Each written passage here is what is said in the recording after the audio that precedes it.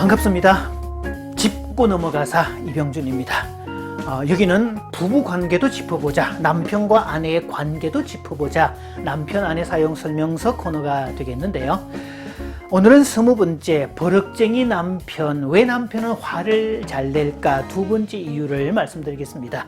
남편이 화를 버럭버럭 내는 이유 두 번째는요, 생물학적 요구, 1차적 욕구가 즉시 충족되지 않을 때 화를 낸다. 오늘은 이 내용을 말씀드리겠습니다. 저희는 아이가 3명인데요. 아이 셋을 모유 수유를 해서 키웠는데, 아이를 젖먹여 키우는 동안 아내가 정말 비명을 지르면서 자지러질 듯이 놀라는 일들이 들어 있었습니다. 이 아기가 엄마 젖꼭지를 깨물어 버린 겁니다. 치아가 나지 않았을 때는 그렇게 깨물어도 아픈 게 없는데, 치아가 나기 시작하고부터는 그렇게 물면요, 아이들의 무는 힘이 꽤 세기 때문에 정말 경악할 만한 고통을 느끼고 소리를 지를 수밖에 없는 상황인데, 그래서 놀라서 달려가 보면 아내는 젖꼭지 깨문 아이를 혼내거나 화내지 않습니다. 이 녀석들이 뭔가 불만이 있는가 봐, 이렇게 얘기를 하는데요. 참 그럴 때 보면 참 여자가 위대하다는 생각도 하게 되고, 저는 그때 아내 얼굴에서 천사의 모습을 보았습니다. 부부 관계에는요, 이 남자와 여자의 관계에서 보면 사실 똑같은 모양새를 볼 수 있는데, 여자들이 볼 때 남자는 단세포요, 죽을 때까지 철들지 않은 영원한 어린 애기입니다. 남자들은 조금만 복잡해도 싫어하고 귀찮아하고, 조금만 의무를 부과시켜도 짜증을 팍팍 냅니다. 그래서 뭔가 이 얘기를 할 때 상하 좌우, 빈부 귀천, 동서남북, 남녀노소 이런 것들을 따박따박 구분해서 말을 하라고 그러면요, 그 구체적인 요구 자체를 받아들이지 못하고 화부터 냅니다. 그래서 부부들 중에는 수십 년을 살았지만 부부 사이에 피차가 진지한 이야기를 한 번도 해본 적 없는 그런 부부들이 의외로 많습니다. 부부관계는 이 대상관계의 재현이라고 말을 합니다. 대상관계란 아기가 세상에 태어났을 때 자기를 돌봐주는 1차 양육자의 관계 속에서 이 관계 경험이 어떠했는가에 따라서 자아상이 결정된다라고 말하는 이론입니다. 1차 양육자는 대체로 엄마를 지칭을 하죠. 그래서 엄마가 좋은 대상일 때 아기는 굿 셀프를, 엄마가 좋지 않은 대상일 때 아기는 배드 셀프를 형성한다는 이론이죠. 그래서 이것을 거울전이라고 하고, 이때 엄마를 거울이라는 표현을 씁니다. 아기는 스스로를 못 보기 때문에 자기를 돌봐주는 주 양육자인 엄마의 모습을 통해서, 엄마의 이미지를 통해서 자신을 본다는 이야기가 되죠.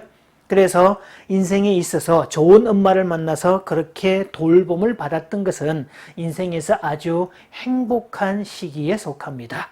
그래서 사람들은 결혼할 때 이 좋았던 시기를 재현하고 싶은 욕구를 가진다라는 뜻인데요. 자기하고 결혼하게 되는 자신의 배우자가 마치 엄마처럼 알아서 모든 것을 완벽하게 채워주기를 기대한다는 무의식을 말합니다. 그것도 자신은 아무런 의무를 이행하지 않고 오로지 받기만 하는, 자기는 그저 울기만 하면 되고 알아서 모든 걸 다 채워주는 그런 관계를 기대한다는 사실이죠. 이런 무의식적 기대에 의하면 아내는 아주 상냥하고 친절한 목소리를 가진 착한 여자여야 됩니다. 그래서 심리학자 카를 융의 분석 심리학에 의하면 그런 무의식을 가진 남자들이 만들어낸 여성상이 존재하는데, 서양에서는 천사를 만들어냈고 베아트리체를 만들어냈고, 한국에서는 선녀나 오른각시를 만들어냈다라고 해석을 합니다. 조금 전에 제가 착하다는 개념을 썼는데요. 이 남자들이 말하는 착함의 기준은 따로 있습니다. 일반적으로 착하다는 개념은 사람에게 친절하고 늘 크고 작은 호의를 베풀 줄 알고, 봉사활동도 하고, 불쌍한 처지에 있는 사람을 돌아보고, 어른들을 도와드리고, 아이한테 친절하고, 자기 시간과 정성과 돈을 투자해서 헌신하는 그런 사람, 마치 마더 테레사와 같은 그런 정도의 여자를 지칭할 겁니다. 그러나 남자에게 여자의 착하다는 개념은 그런 것과 아무 상관이 없습니다. 딱 세 가지 기준만 맞으면 여자는 착한 겁니다. 첫째, 잘 먹여주고, 둘째, 잘 재워주고, 셋째, 절대로 간섭하지 않고 건드리지 않는 거. 요거를 착하다는 개념을 얘기를 하고 있죠. 그래서 모든 남자는, 특히 결혼하는 남자는 이런 여자를 구했다는 어떤 그런 만족감, 그런 여자를 자랑하고 싶은 그런 본능적 욕구가 작동되고 있는데요. 이 아심한 밤에 이 동료들을 데리고 집에 쳐들어가서 술상을 차리라고 해도 두 말도 없이 거한 술상을 내오는 여자. 과음을 하고 속쓰린 아침에 꿀물을 타주는 여자. 아주 속 시원한 해장국을 끓여주는 여자. 그러면서도 상냥하게 말하고 쌩글쌩글 웃는 그런 여자를 희망하죠. 그래서 무엇이기 설정해 놓은 착한 여자는 이런 그룹에 속합니다. 그러니까 재미있는 사실은요, 우리의 대중가요 속에 이런 것을 설정해 놓은 게 있는데, 이런 착한 여자를 희망하는 그 무엇이를 담은 노래가 가수 서른도 씨의 누이라는 곡입니다. 언제나 내겐 오랜 친구 같은 사랑스러운 누이가 있어요. 보면 볼수록 매력이 넘치는 내가 제일 좋아하는 누이. 마음이 외로워 하소연할 때도, 이때도 사랑으로 다가옵니다. 사랑으로 내게 다가와. 그 다음 가사를 보십시오. 예쁜 미소로 예쁜 마음으로 내 마음을 감싸주던 누이. 2절 가사에서는 내 마음을 달래주던 누이, 이렇게 바뀝니다. 나의 가슴에 그대 향한 마음은 언제나 사랑하고 있어요. 자, 이런 노래입니다. 이 노래 속에 등장하는 누이라는 여자는 절대로 떽떽거리지 않습니다. 그런 이상향을 남자들은 기대하는데 아내가 정반대의 모습으로 다가오거나 의무를 부과시키면 그게 화를 내는 입장이 되는 거고요. 그래서 여자 입장에서는 정말 기가 찰 노릇이죠. 아무것도 안 하고 투자도 안 하고 배당금을 받기를 기대하는 그런 모습들이었습니다. 그리고 우리의 전통적인 어떤 유교 문화권에서 가부장적 문화에서는 남녀 관계가 주종 관계가 됐기 때문에 남자들은 그렇게 끊임없이 요구해도 여자 쪽에서 알아서 맞춰주는 그런 관계가 꽤 오랫동안 유지되어 왔었다는 점이죠.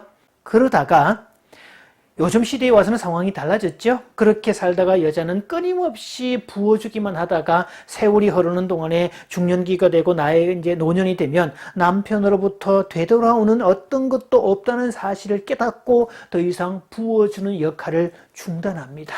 관계적으로 도움도 안 되는 남편을 향해서 별거를 선언하거나 극단적으로 이혼을 제시합니다. 남편이 순순히 응해주지 않으면 재판 이혼까지 불사하는 여인들도 적지 않습니다. 자, 이것은요, 과거의 결혼 안정성, 스테빌리티는 높았지만 결혼의 친밀감, 인티머시는 약했던 것이었다면 현대사회로 오면서 결혼의 안정성은 약하더라도 친밀감을 추구하는, 즉 관계에 대한 요구가 커졌기 때문입니다. 남편 입장에서는 지금까지 그렇게 잘해주던 아내가 갑자기 베풀어주고 부어주고 다 맞춰주는 그런 엄마와 같은 대상에서 모든 걸 중단하고 화를 내기 시작을 하면 중년기가 되었다거나 혹은 갱년기의 특성이라고 여길 뿐 아내가 배고파서 그렇다는 생각을 거의 안 합니다. 그래서 또 무심하게 반응을 하거나 언제 그랬냐는 듯이 또 그렇게 자기 욕구만 계속 요구하는 사람이 될 수 있죠. 그러나 그때 적절히 대처를 못하면 아내 마음은 영원히 떠날 수 있다는 것을 기억을 해야 됩니다. 남자들은 이 관계적인 욕구와 생물학적인 욕구를 비교했을 때 생물학적인 욕구에 대한 어떤 그 요구사항이 훨씬 더 큽니다. 그래서 밥을 안 주고 잠을 못 자게 하고 떽떽거리고 잔소리해대고 부부관계에 응해주지도 않고 이런 육체적인 필요를 채워주지 않으면 불같이 화를 냅니다. 물론 육체적인 어떤 그 욕구가 충족되고 나면 조금 써먹을 수 있는 어떤 자발성을 발동시키긴 합니다만 여자는 상대적으로 좀 다릅니다. 관계적인 여자는 마음이 연결되고 편안해야 육체적인 부분들이 발동이 된다는 거지요. 그래서 남자는 관계가 불편해도 육체적인 욕구가 계속 발동되지만 여자는 관계가 틀어지면 육체적인 욕구는 완전히 사라지게 된다는 뜻입니다. 자, 이렇게 설명을 해보겠습니다. 부부가 밥상머리에서 부부싸움을 하게 됐다. 갑자기 아내가 도저히 밥을 못 먹겠다 그러면서 수저를 내려놓고 안방에 들어가 버립니다. 그러면 남편은 그 자리에 앉아서 끝까지 꾸역꾸역 먹던 밥을 끝까지 먹습니다. 아니면 이번엔 남편이 수저를 넣고 화를 내면서 버럭 성질을 내고 바깥으로 나가면요, 바깥에 포장마차에 들러서 우동 한 그릇 사 먹고 들어옵니다. 그래서 부부싸움은 부부싸움이고 지금 내 배가 고픈 것은 배고픈 거기 때문에 이거는 별개 문제인데, 여성의 입장에서는 아까 관계적인 문제가 틀어졌기 때문에 신체적인 부분들도 작동이 안 된다는 거죠. 그래서 밥을 먹을 수도 없거니와 억지로 밥을 먹어본들 급체하거나 소화불량에 걸리기 십상입니다. 자, 남자들은 생물학적 욕구가 충족되어야 정서적 욕구가 뒤따른다는 것을 기억하십시오. 그래서 기분 나쁘더라도 속은 상하더라도 일단은 기본적으로 먼저 먹이고 재우고 간섭하지 않고 내버려 두는 기술이 필요합니다. 그 세 가지 기술을 사용해서 기본적인 연료를 잘 채워놓은 남자는 언제든 써먹을 수 있다는 것을 기억하십시오. 내가 활용할 수 있다면 그렇게 연료 충전을 하는 거 그렇게 기분 나쁜 것은 아닙니다. 그래서 남자들이 버럭 성질을 낼 때에는 육체적인 욕구, 생물학적인 1차 욕구가 뭔가 펑크가 났다는 뜻이니까 그거 빨리 감지해서 연료 충전하듯이 빨리 채워주면 해결된다는 사실이죠.